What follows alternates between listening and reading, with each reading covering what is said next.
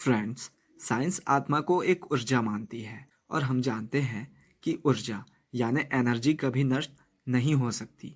Energy भले ही एक form से दूसरे फॉर्म में कन्वर्ट हो सकती है और ग्रंथों के हिसाब से भी आत्मा को कभी ना मरने वाला तत्व कहा गया है, जो कि एक शरीर को त्याग कर दूसरे शरीर में प्रवेश करती है।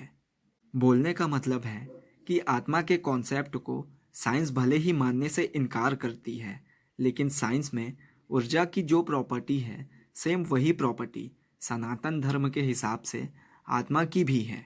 तो क्या ऐसा हो सकता है कि ऊर्जा ही आत्मा है और आत्मा ही ऊर्जा?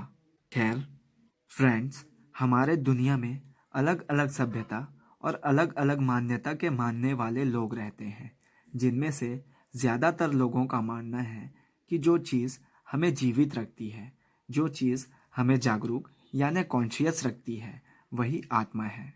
लेकिन फ्रेंड्स, अगर हम लोगों के इस मान्यता के हिसाब से जाएं, तो आत्मा केवल जीवित लोगों के अंदर ही होती है।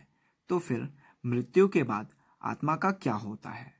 फ्रेंड्स, अगर हम इस क्वेश्चन का आंसर सनातन धर्म के अनुसार देखें, तो मृत्यु के बाद आत्मा अपने किए हुए कर्मों के हिसाब से स्वर्ग या नर्क में जाती है। फ्रेंड्स, और यही क्वेश्चन का आंसर अगर हम साइंस की फील्ड में ढूंढें, तो हमें पता चलेगा कि ऊर्जा भी मृत्यु के बाद एक फॉर्म से कन्वर्ट होके दूसरे फॉर्म में चले जाती है। फ्रेंड्स, आत्मा के इसी कॉन्सेप्ट को अच्छे से समझने के लिए सन 1901 में अमेरिकन रिसर्चर ने एक एक्सपेरिमेंट किया। इस एक्सपेरिमेंट में उन्होंने 6 लोगों के मरने से पहले और मरने के तुरंत बाद उनके शरीर का वजन किया। फ्रेंड्स, इस एक्सपेरिमेंट में उन्होंने पाया कि मरने के बाद डेड बॉडीज का 21 ग्राम का वजन कम हुआ है और ऐसा सभी डेड बॉडीज के साथ हुआ। लेकिन फ्रेंड्स, इस एक्सपेरिमेंट में ये तो पता चल रहा था कि 21 ग्राम वजन कम हो रहा है, पर यह पता नहीं चल पाया कि ये 21 ग्राम का वजन है किस चीज़ का। फ्रेंड्स, बोलने का मतलब है कि इस एक्सपेरिमेंट में भी आत्मा को डिटेक्ट नहीं किया जा सका। फ्रेंड्स, आत्मा के इस कॉन्सेप्ट पर आपका क्या कहना है? वो जो साइंस कहती है या फिर वो जो सनातन धर्म कहते हैं?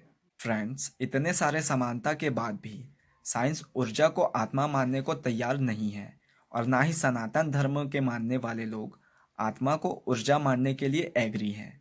फ्रेंड्स, इसका कारण हो सकता है हिंदू धर्म की सदियों पुरानी मान्यता और साइंस का बिना किसी प्रूफ के किसी भी चीज़ पर यकीन ना करना भी हो सकता है। तो फ्रेंड्स, ऐसे ही वैल्यूएबल कंटेंट के लिए हमारे चैनल को ज़रूर सब्सक्राइब करें। और हाँ फ्रेंड्स, मैं आप सभी को पहले दिल से थैंक यू बोलना चाहूँगा हमारे पहले 20,000 व्यू कंप्लीट होने पर।